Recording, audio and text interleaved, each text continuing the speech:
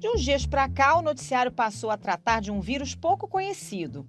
Na verdade, ele é muito parecido com outro, erradicado há mais de 40 anos. O diretor-geral da Organização Mundial da Saúde afirmou que o mundo enfrenta grandes desafios com indícios de que uma doença chamada varíola dos macacos está se espalhando. A varíola dos macacos normalmente é associada a transmissões localizadas em alguns países da África, como a Nigéria.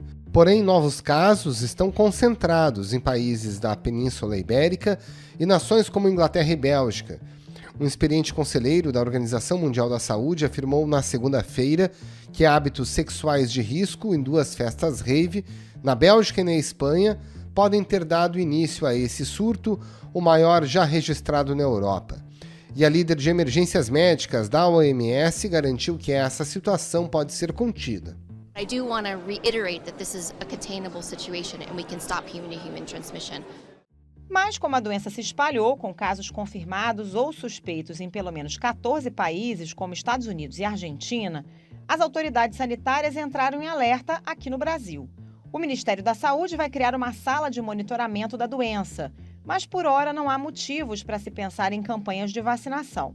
E bem diferente da Covid, além de ter uma vacina, essa doença tem uma taxa de transmissão bem inferior. E também é importante deixar bem claro, que os cientistas não esperam que o surto se transforme numa pandemia como a de Covid, porque esse vírus não é tão transmissível como o coronavírus. Afinal, por que essa doença é chamada varíola de macacos?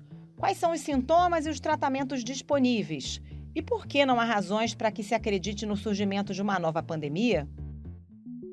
Esses são os temas do Ao Ponto desta terça-feira. Eu sou Roberto Maltic, estou com a Carolina Moran e nesse episódio conversamos com a virologista Clarissa Damaso, da Universidade Federal do Rio de Janeiro e membro do Comitê Assessor para a Pesquisa da Varíola da Organização Mundial da Saúde. Fique com a gente. Doutora Clarissa Damaso, e nem do macaco essa varíola veio, na verdade ela surgiu de outro lugar, né? Por que ela ganhou esse nome? Ela ganhou esse nome porque quando ela foi descoberta em 1958, a doença foi a partir de um surto em macacos usados em laboratório para pesquisa, se não me engano, na Dinamarca, e aí levou esse nome de monkeypox, né? Então ficou em português, se usa varíola do macaco, assim como em espanhol também se usa o nome varíola de macaco em espanhol, né? Em inglês é monkeypox.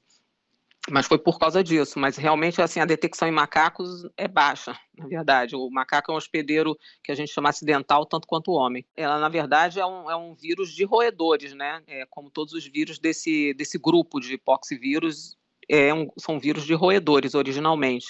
Então, encontrado em alguns tipos de esquilos na África e alguns ratos também silvestres. Doutora, e afinal, o que é essa varíola do macaco? Até que ponto ela é semelhante à varíola humana que foi erradicada lá no início dos anos 80? Ela é muito semelhante em termos de proximidade dos vírus, né? São vírus da mesma família, do mesmo gênero, tem manifestação clínica muito semelhante, mas diferem bastante em letalidade. Enquanto a gente tinha a varíola realmente humana, né, que a gente chama de varíola mesmo. A varíola é uma letalidade de 30% a 40%, bem alta. A varíola do macaco, o monkeypox, no caso ainda por cima desse subtipo que está circulando, que vem do oeste da África, é bem baixa, em torno de 1% no máximo de letalidade. Então, são muito semelhantes clinicamente, mas em termos de virulência e letalidade, são bem diferentes. A gente, nos últimos 2 anos, infelizmente, se acostumou com um tipo de vírus que se propaga de uma maneira muito rápida, né? Que é o vírus da Covid. Se a gente fizer uma comparação da forma como há a transmissão do vírus da Covid e passar a compará-lo com a varíola do macaco, o que acontece? São vírus bem diferentes, muito diferentes mesmo, universos dentro de virologia completamente distintos. Se a gente pensar em termos de contágio, né, as formas de contágio, você tem que o SARS-CoV-2, né, que causa Covid-19, é um vírus estritamente respiratório no contágio, e você tem a presença de gotículas e até mesmo um pouco de aerossol, claro, entrando. No caso da varíola do macaco, a transmissão é por via respiratória também, mas face a face, você tem que estar um certo tempo bem próximo à pessoa, porque você tem que receber secreção dessa pessoa, né? Então, assim, gotículas mais pesadas, que a gente chama, face a face. E contato através das lesões. Então, as pessoas que estão com as lesões, que seria a fase mais final da varíola do macaco, que é quando aparecem as lesões características, então, o contato com essas lesões ou o contato com roupa de cama, com roupa das pessoas que estão com lesões, pode sim ter a transmissão, porque aí o vírus vai entrar por qualquer microbrecha que tenha na sua pele, no epitélio, a mucosa da boca, ou do olho, etc. Então, parece ser mais complexo que SARS-CoV-2, mas na verdade não é, porque você tem que ter contato direto. Monkeypox, né, a varíola do macaco, é uma doença, então o vírus que causa é um vírus de transmissão por contato, seja com secreção, seja o contato com a pele. No caso do surto atual, há poucas informações sobre as possíveis rotas de transmissão entre os humanos. Muitos dos casos na Europa parecem estar ligados à transmissão sexual, mas os estudos continuam sendo feitos. E existe a possibilidade de transmissão via sexual, doutor? Isso poderia explicar as infecções fora dos países nos quais a doença já tem surtos e é endêmica? Olha, nunca foi comprovado transmissão sexual, porque esse é um vírus de transmissão até agora, né, até o momento, era exclusivamente na África, basicamente nos países onde você tem monkeypox endêmico, que era Nigéria, República Democrática do Congo, República Centro-Africana. E nesses locais nunca foi comprovado transmissão sexual. Agora, o que tem que se ter em mente é o seguinte, a transmissão, a gente pensa em transmissão sexual por conta dos casos que estão havendo, mas qualquer transmissão sexual implica que a pessoa tem contato de pele com outra pessoa. Então, não necessariamente o que está ocorrendo é por transmissão sexual, ou seja, qualquer fluido envolvido no sexo, no ato sexual, mas sim pelo contato das peles das pessoas. Isso é que tem que ser investigado claramente e pode, só o contato, já ser responsável por tudo que está acontecendo. A senhora deu uma entrevista para Ana Lúcia Azevedo, a nossa colega, repórter especializada na área de saúde, e ficou muito claro uma preocupação sua em relação a como isso está acontecendo, né? De que forma pessoas em países que não tiveram contato com outras pessoas desses países ou mesmo com pessoas doentes previamente, acabam se contaminando. A gente não vai ter uma resposta específica, definitiva sobre isso. Quais são as hipóteses que a senhora levanta em relação a isso? Olha, eu não sei, até o momento eu não estou conseguindo levantar muita hipótese, porque eu não tenho comigo todos os casos que estão ocorrendo, a definição dos casos. Então, eu não tenho as características da população que está sendo afetada.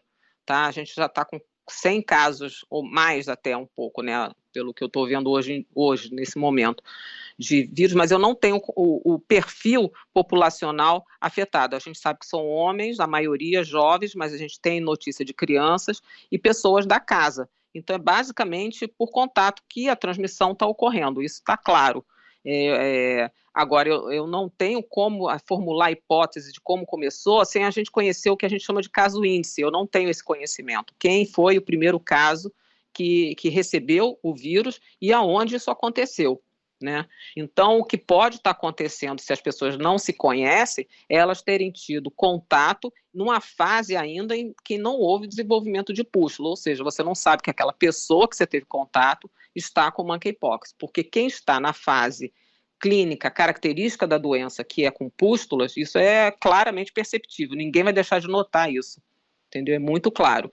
Então, eu acho que enquanto a gente não tem um quadro mais completo, ou pelo menos a gente tem acesso a um quadro mais completo, é difícil de formular alguma hipótese.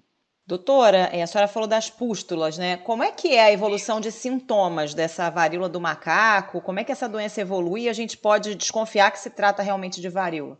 A evolução é depois de um período de incubação que pode variar de 2 até 20 dias, mas em geral em torno de 14 dias, vamos dizer, mais ou menos, né? Então você tem uma evolução desse tempo onde você não tem qualquer sintoma. O vírus está incubado e você não sabe qual o sintoma, não tem sintoma. Depois desse período de incubação, vem um período que chama de sintomas que a gente chama genéricos, de viroses comuns, como dor de cabeça, febre, mal-estar, dor de garganta, aquele sintoma geral de gripal, vamos dizer assim, sintomas gripais, mas não tem nada a ver com gripe, é só a questão dos sintomas, né, que a gente manifesta. E logo que é muito característico ao final desse sintoma, à medida que a febre sobe, claramente é a presença de gânglios, né, palpáveis, cervicais ou submandibulares. Então, essa é uma grande diferença, inclusive para a varíola, clinicamente falando, é a presença de gânglios facilmente detectáveis até por quem não estiver fazendo o exame, quanto mais para um médico, facilmente. E a partir daí você tem a fase de sintomatologia que a gente chama bem específica de monkeypox, que é quando abre o quadro de pústulas. Então a pessoa evolui na pele e na cavidade oral de manchinhas, né, de um rash de manchinhas que vão evoluindo para serem mais palpáveis essas manchinhas, formando vesículas, que aí tem líquido dentro, depois pústulas, com pus. E isso, a extensão disso no corpo é por todo o corpo, mas depende muito da pessoa. Tem pessoas que fazem poucas pústulas, tem pessoas que fazem bem mais pústulas.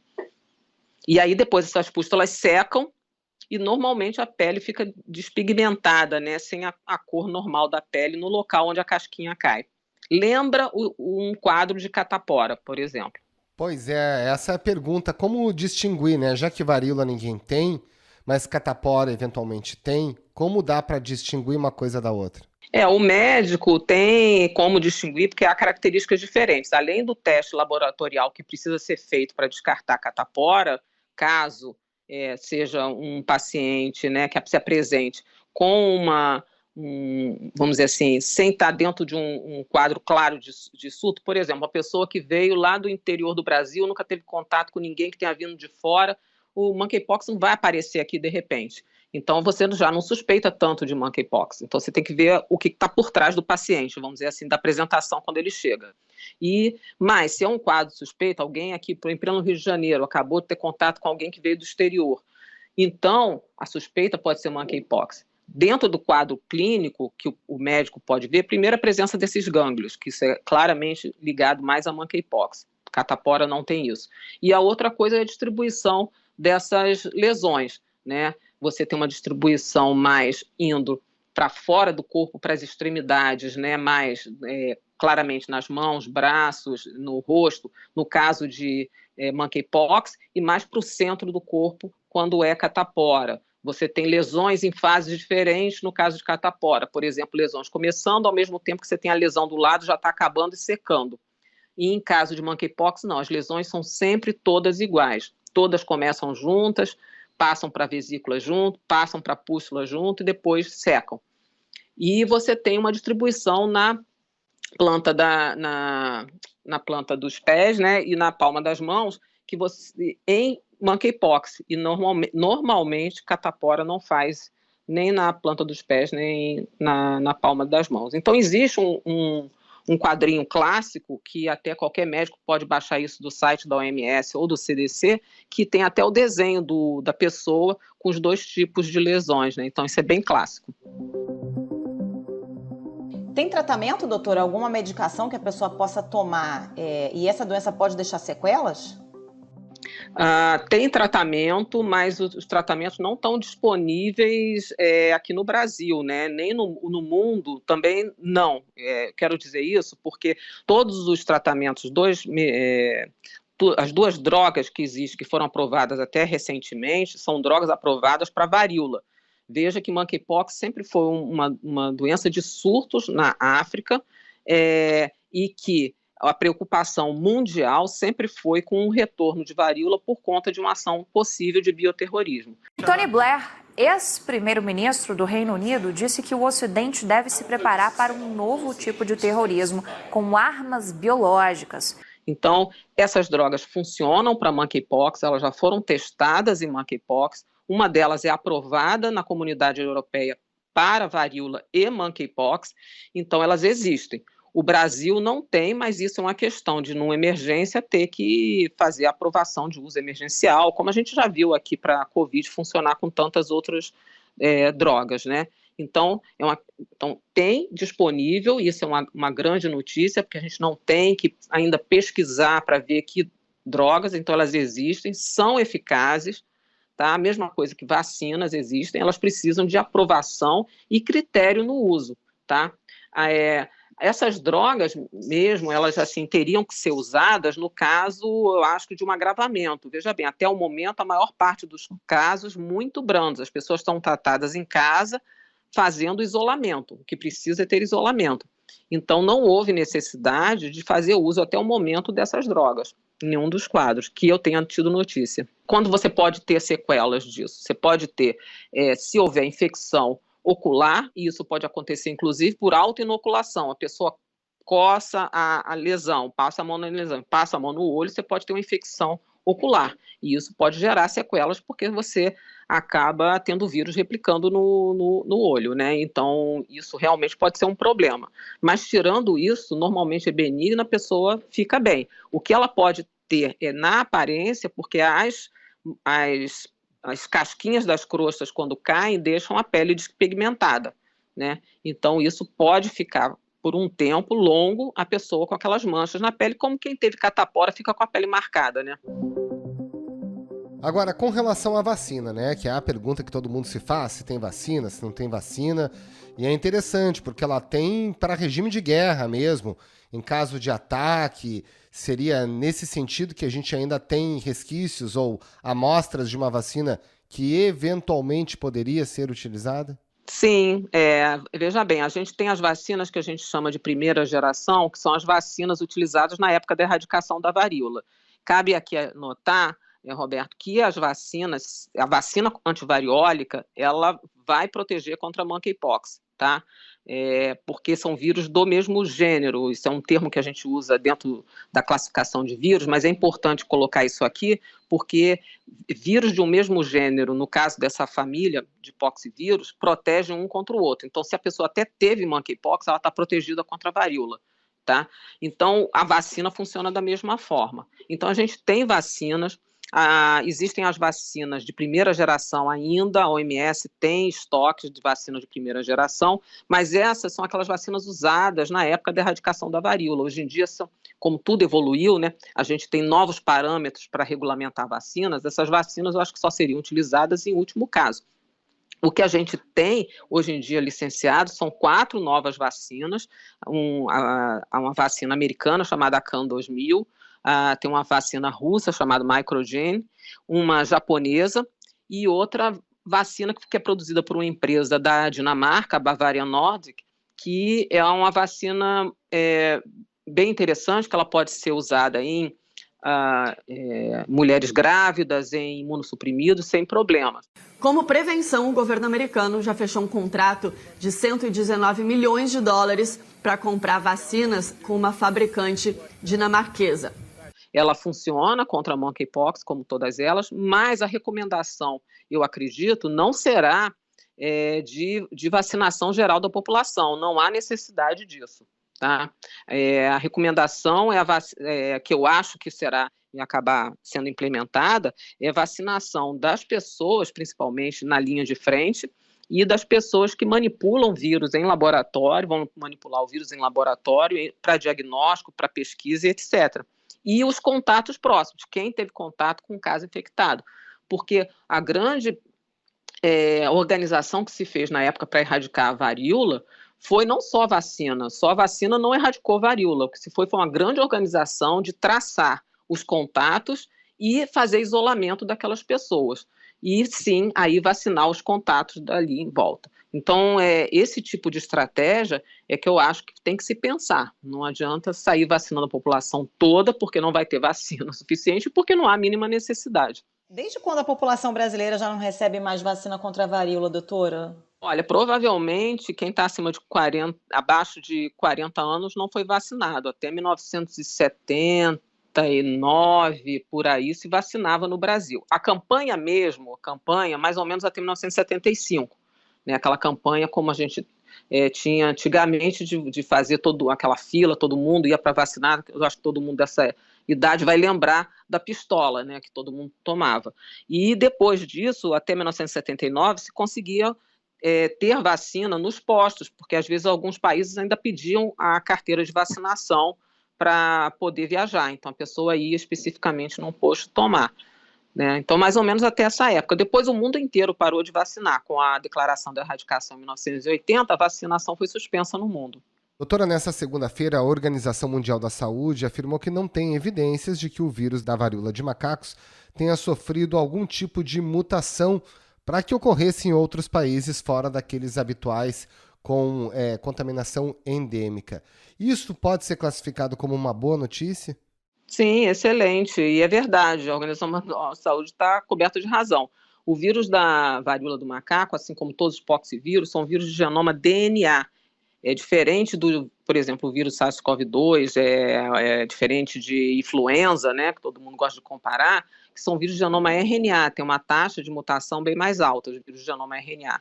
Vírus de genoma DNA são vírus bem mais estáveis. Então, eu trabalho com poxivírus há, mais de 35 anos e trabalho especificamente com genomas, e a gente vê claramente isso, que são vírus que sofrem mutações, tem uma taxa muito baixa de mutação, tá? Então, o que ela falou está certo, e veja bem, o fato dele estar se espalhando entre as pessoas não quer dizer que tenha maior transmissibilidade. Uma coisa, para a virologia, é muito claro isso.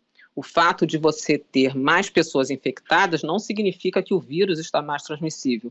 Significa que você tem mais pessoas em contato, nesse caso, com a pessoa infectada.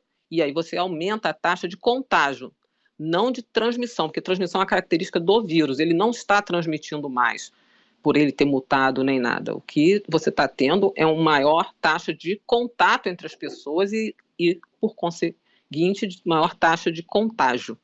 Bom, doutora, considerando tudo isso, é seguro a gente passar uma mensagem de tranquilidade à população, apesar do aumento do número de casos dessa chamada varíola de macacos?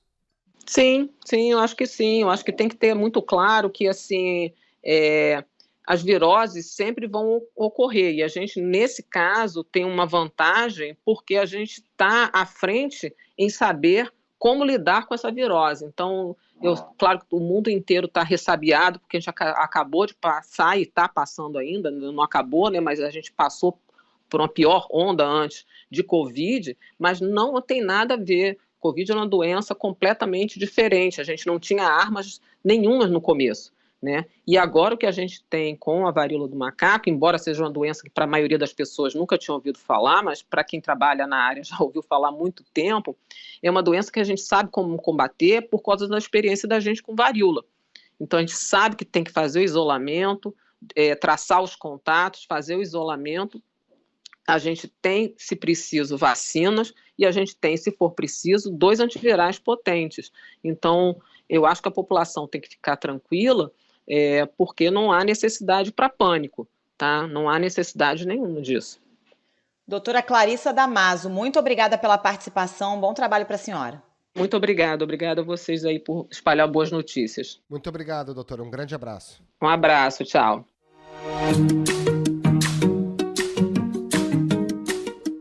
Esse foi o Ponto de hoje, o podcast diário da redação do Globo. Nessa conversa a gente conta com a participação de toda a equipe do jornal, as mesmas pessoas que levam até você informação e análise de qualidade todos os dias. Quer saber mais? Assine o Globo. Acesse assineoglobo.com.br, confira todas as notícias e reportagens especiais.